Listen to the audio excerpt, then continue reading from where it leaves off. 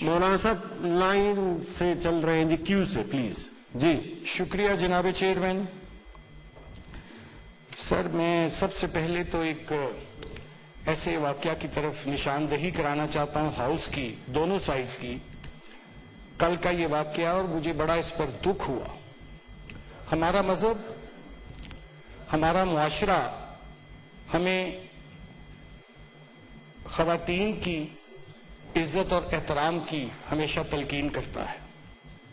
کل مجھے دکھ ہوا جب گورنمنٹ بینچوں سے ایک آنریبل سینیٹر نے ایک دوسری ہماری کولیگ ریسپیکٹڈ آنریبل سینیٹر شیری رحمان صاحبہ کو مخاطب کرتے ہوئے چند ایسے الفاظ کہے جو نہ صرف غیر مناسب بلکہ غیر پارلیمانی تھے. انہوں نے ہائی کورٹ کہا کہ شمع محفل شہر بانو المعروف شیری رحمان. تو سر میں اس پہ احتجاج کرتا ہوں. یہ ٹھیک ہے کہ اس حکومت کو خواتین کی عزت کا نہ طریقہ ہے، نہ سلیقہ ہے، نہ تربیت ہے، لیکن ایک آپ کے آنریبل کولیگ اور وہ بھی ایک ریسپیکٹیبل لیڈی اور سینئر پارلیمنٹیرین، اس کے بارے میں ایسی الفاظ ادا کرنا، اس پر میری درخواست ہوگی سر اس کا نوٹس لیا جائے اور ایوان کا اس طرح ماحول جو ہے اس کو خراب ہوتا ہے اور اس سے ہمیں اعتراض کرنا چاہیے. نمبر 1. انہوں نے کل ہی کریکشن کر دی تھی اور معافی بھی مانگی تھی. جی اچھا میرے علم میں نہیں، لیکن بہرحال. دوسرا، انہوں نے ایک اور بات کہی جب وہ فرتے جذبات سے مسلم لیگ نون کے بیانیے کو اپناتے ہوئے ناچتے ہوئے ووٹ کو عزت دو کے نعرے لگا رہے تھے اور وہ ایک ایکٹنگ کر رہے تھے، تو انہوں نے اپوزیشن کی طرف رخ کر کے کہا کہ سنو اہم کو. Sir is this the way of conducting business here? تو کیا اس پر ان کو کوئی تھوڑا سا شرم اور تھوڑی حیا آئے گی کہ انہوں نے یہ بات کی؟ اور پھر ایسی صورتحال جہاں کہ وہ دعویٰ تو نہیں حقیقت بھی ہے کہ وہ شاعر مشرق جناب حضرت علامہ اقبال صاحب کے نواسے ہیں، پوتے ہیں، اور ان کے منہ سے ایک خاتون کے بارے میں ایسی بات، اور پھر اس کے بعد اپنے کولیگز کو، اپنے پارلیمنٹری ساتھیوں کو اہم کو کہنا. جی چلو نالائکو تو وہ تو ظاہر اپنے آپ کو کہنا چاہ رہے تھے لیکن وہ ہمیں کہہ گئے. تیسری بات، مجھے تو سر سچی بات اب ڈر آنا شروع ہو گیا ان سے، ولید صاحب سے. ایک ٹی وی پروگرام تھا وہ میں دیکھ رہا تھا، تو اس میں وہ ولید صاحب، آنریبل ولید صاحب لاہور میں بیٹھے تھے اسٹوڈیو میں، اور جو دوسرے گیسٹ تھے وہ کراچی میں بیٹھے تھے. تو یہ دوران گفتگو اپنے جذبات پر قابو نہ رکھ سکے اور انہوں نے کہا، ایسے گلاس اٹھایا اور کہا میں یہ تمہیں گلاس ماروں گا. اب ایک لاہور سے ایک شخص گلاس اٹھاتا ہے، پتہ نہیں اس وہ کو گلاس میں کیا کوئی جادوئی قوت تھی کہ اس سے وہ کراچی تک کا سفر کرتا. لیکن میں یہ پوچھنا چاہتا ہوں کہ وہ جو جس گلاس کی بات کر رہے تھے، یہ نہیں انہوں نے بتایا کہ وہ گلاس خالی تھا یا اس میں کوئی مشروب بھی تھا. چونکہ اگر تو خالی گلاس تھا تو اور بات ہے، تو اگر مشروب تھا کوئی اس میں، تو اس کے تو ضائع ہونے کا خطرہ ہے نا، جو وہ افورڈ نہیں کر سکتے تھے. تو سر گزارش میری یہ ہے کہ ہمیں دونوں سائڈز پہ، میری یہ بڑے ادب سے گزارش ہے کہ ہمیں تمام ممبران کا احترام کرنا چاہیے اور کوئی ایسے الفاظ نہیں ادا کرنے چاہیے جس سے کسی کی دل آزاری ہو. اب سر آ گئی بات کہ اس حکومت کا جو مسئلہ نمبر 1 ہے وہ ہے کہ کسی طرح اپوزیشن کو بالکل اس کو ختم کر دیا جائے. اور پچھلے 2 سال سے اس حکومت کی جتنی توجہ اپوزیشن کو دیوار سے لگانے، انتقامی سیاست، جیلوں میں بھیجنے پر مرکوز ہے. کاش کہ انہوں نے اس کا آدھا حصہ بھی وقت جو ہے وہ اس ملک میں غریب عوام کے پر جو مہنگائی مسلط ہوئی ہے، جو ان کو مہنگے بجلی کے بل آ رہے ہیں، سوئی گیس کے بل آ رہے ہیں، بچوں کی فیسیں نہیں وہ دے سکتے، ان کے چولہے ٹھنڈے ہو گئے. اور ظلم یہ کہ ایک مہینے میں 3 دفعہ ادویات کی قیمتیں بڑھائی گئیں. اور ہسپتالوں میں سر آپ جا کے دیکھیے, آپ خود جائیے سر دیکھیں, کسی بھی سرکاری ہسپتال میں چلے جائیں, کوئی فری دوائی جون سی ہے اور مریض رول رہے ہیں سر. یہ ان کا نیا پاکستان اور تبدیلی ہے. سرکاری ملازمین سڑکوں پر ہیں, کراچی سے لے کے خیبر تک. ریڈیو پاکستان کے سر 750 ملازمین کو ذبح کر دیا گیا, ان کی نوکریوں سے برطرف کر دیا گیا, اور دعویٰ کرتے تھے کہ جی ہم 1 کروڑ نوکریاں دیں گے اور 50 لاکھ گھر بنائیں گے. انہوں نے تو لوگوں سے ان کے چولہے بند کر دیے, ان سے ملازمتوں سے برطرف کر دیا, ان کے منہ سے روٹی کا نوالا چھین لیا اور ان کے چولہے ٹھنڈے کر دیے اور بے گھر کر دیا ان کو.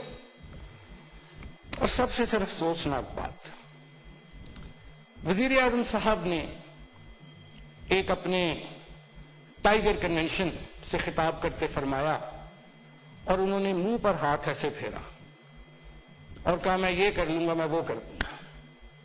ایک تو سر یہ it is disgrace to the office of the prime minister, uncalled for.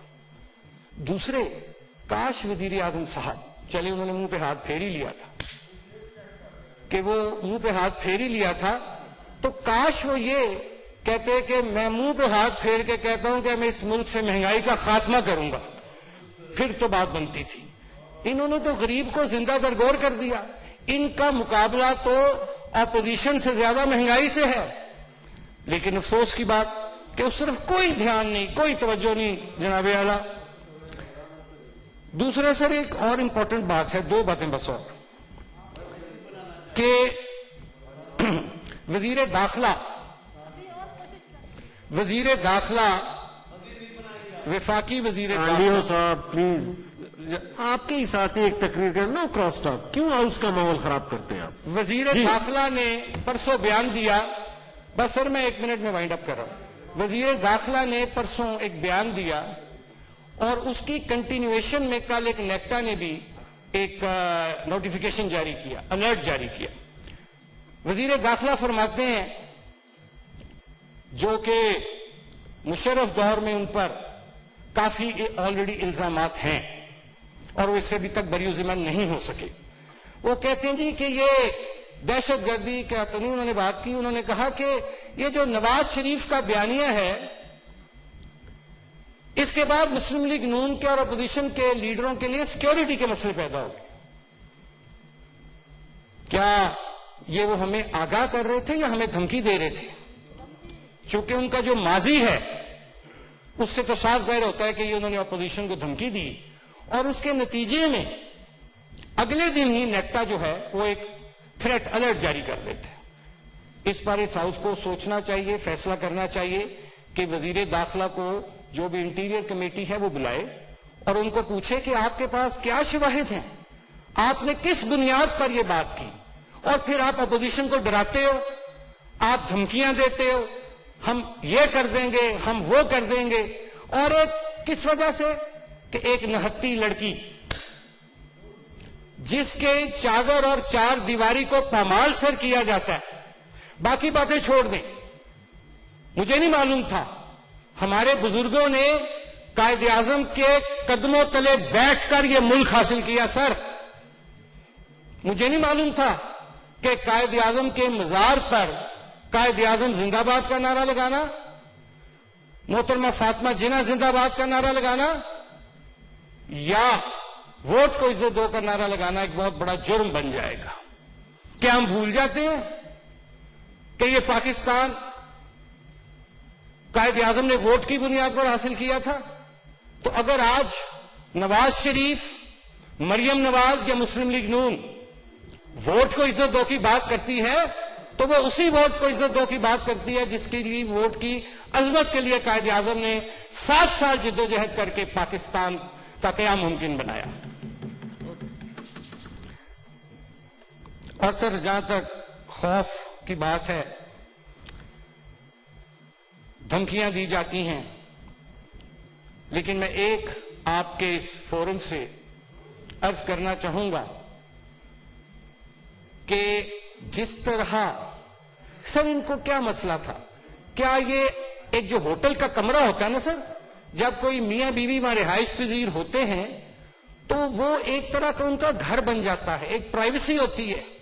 ان کو کیا خطرہ تھا کہ کیپٹن صفدر کو پیچھے کھڑکی سے پائپ کے ذریعے بھاگ جائے گا اتر کے, یا کوئی سیڑھی لگا لے گا, یہ انتظار کر سکتے تھے.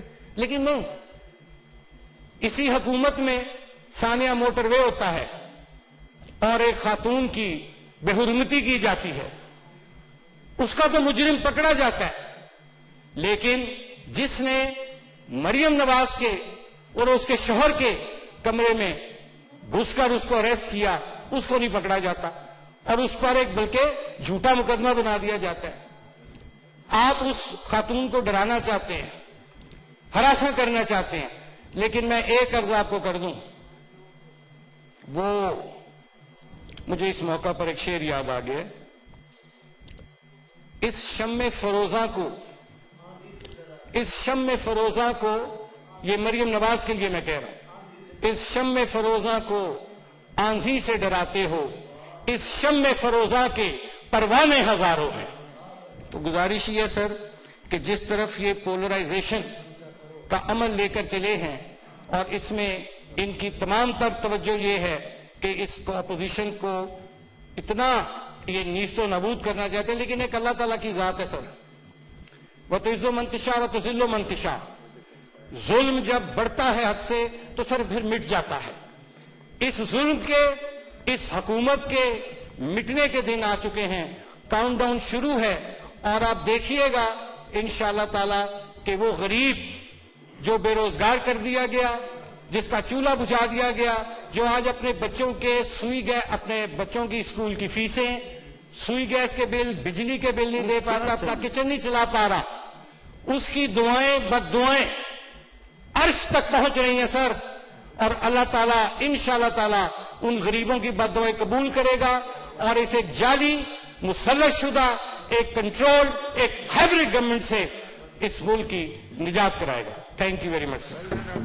سینیٹر